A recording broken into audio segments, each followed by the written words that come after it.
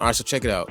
Sampling is a skill that only gets more valuable the better you get at it. So make sure you stick around for this whole video because I'm going to be telling you guys some of the best sampling techniques for boom bap. I'll make sure to start off with the basic techniques and gradually go on to things that are a little bit more advanced that'll help open creative doors and possibilities that you might not have thought of at first. So with that being said, let's talk about the first technique, which is loops. A loop is when you have 2 or 4 bars or maybe even 8 bars of a sweet spot of a sample. So this is a part of a sample that just really sounds really nice, really melodic.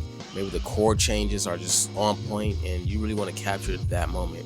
That's what a loop is for. And like I said, it's usually 2 to 4 bars, maybe 8 bars, maybe 16 bars. It's really easy and it's really hard to mess up. Up next, we have chromatic chops. A chromatic chop is when you have one chop but you can play it at different pitches. So if you use a keyboard or pads, there's always going to be intervals that gives off a certain feeling or a certain sound, and those are intervals like the whole step or a minor third or a major third, a perfect fourth, maybe even a perfect fifth.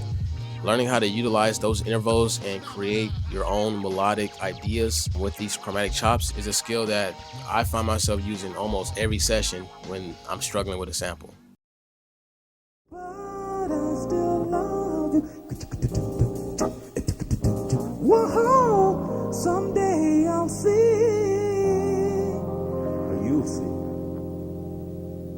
my point of view.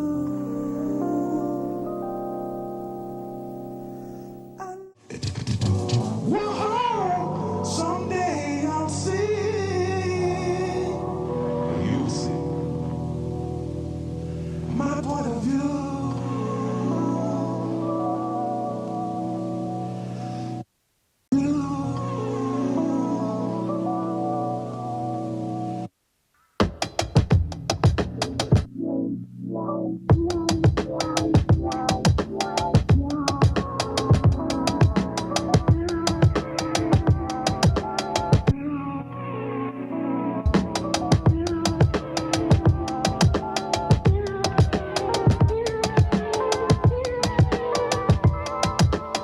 Up next, we have chopping samples or slicing samples, whatever you want to call it. Now, chopping up a sample itself isn't hard. It's knowing what to chop and where to chop. You're typically not going to want to chop up large sections or large chunks of a sample, more so like taking little snippets and samples of the song. So you might want to go to a spot that has a nice melody, or maybe the chord progression and chord change are just really on point, or maybe the bass line is just super groovy and they just hitting all the right notes. And depending on what you're going for, you might want to add a chop marker on the beginning of a chord, on the beginning of a melodic note, or even on the beginning of a bass note. And when you do that, that gives you the ability to create new chord progressions, new bass lines, and new melodies. But if you want to take it a step further and really want to have control over this sample, you can do grid chopping.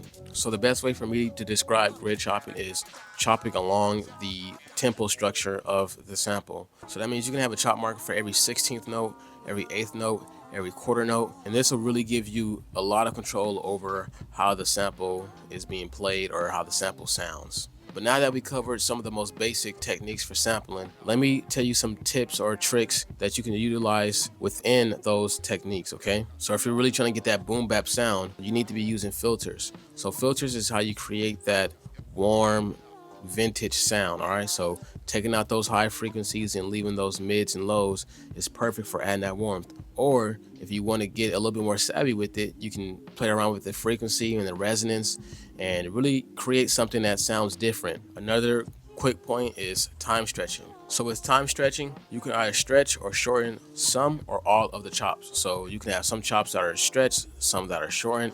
You can have all the chops stretched if you want a more fluid transition in between chops, or you can have those shortened chops for a more rhythmic pattern. It's really up to you. And for the last quick pointer, we have pitch shifting.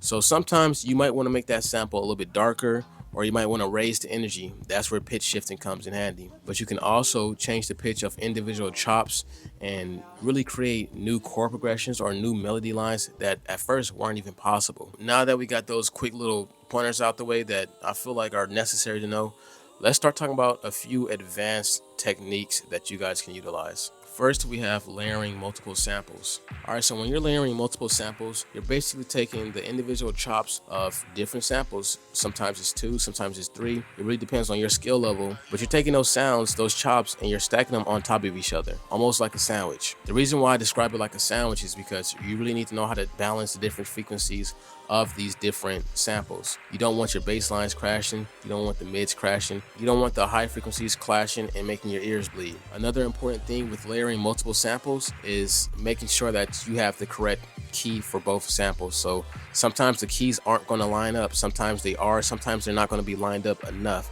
So that's when you want to play with the pitch of the different samples, or maybe even the different chops of the samples, and really try to find out which chops sound right at which pitch, and if you're really matching things up properly.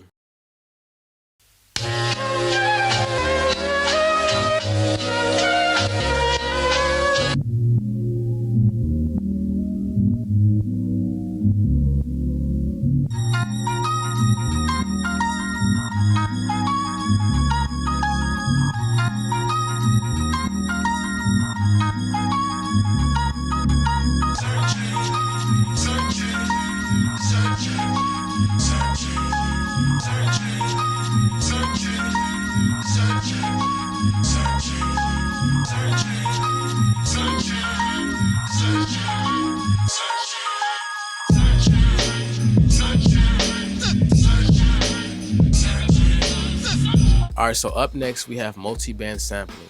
This is when you take a sample and divide it into 2 to 3 bands. So when I say bands, I mean one band would be the low frequencies, another band would be the mid frequencies, and then the last band would be the high frequencies. Or you can have the low frequencies and the mids and the highs together. Typically, the way I would approach this sampling technique is I would get myself a nice little pattern utilizing grid chopping or regular chops or whatever, and then I would duplicate that same channel, so 2 more times, to where I have 3 channels. So now on each channel I have the same chops, they're just duplicated. So now I have to separate the EQ frequencies of these different chops. I can have the EQ3 with just the lows, I can have the EQ3 with just the mids on a different channel, and then I can have the EQ3 with just the highs on that last channel.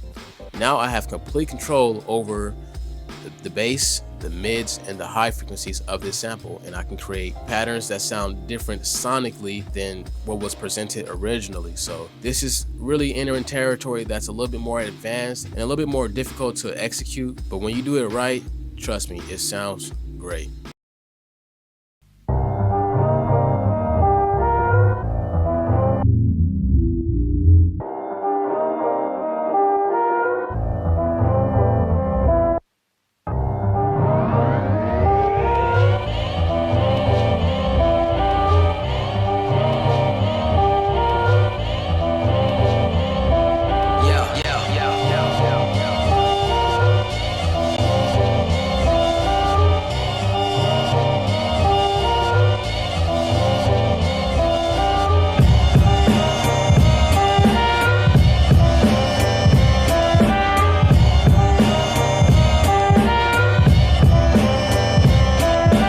All right, so the last technique is going to be to know when to utilize all of these techniques. So the thing is, you can know how to do all of these techniques, but that's not going to make you good at sampling. What makes you good at sampling is knowing when to use certain techniques. So when to use a loop, or when to just chop up a sample by the grid, or when you need to go the extra mile and try to do that multi-band sampling, or layer multiple samples, or knowing when you need to use chromatic chops. That's going to determine if you're properly using these techniques. Okay, so this might be the hardest thing, because if you learn how to utilize these techniques properly, you can genuinely sound like a genius when it comes to sampling. You can sound like a mastermind because you know the necessary steps, you know the appropriate steps, and you have so much creative freedom, So that's pretty much going to do it for this video. But if you do want to support me or support the channel, you can check out my website where I have sample packs, my Patreon where I do piano lessons, or you can like and share this video. All right, so look out for your boy. I'm trying to look out for y'all. And yeah, that's pretty much going to do it for this video, y'all. Peace out.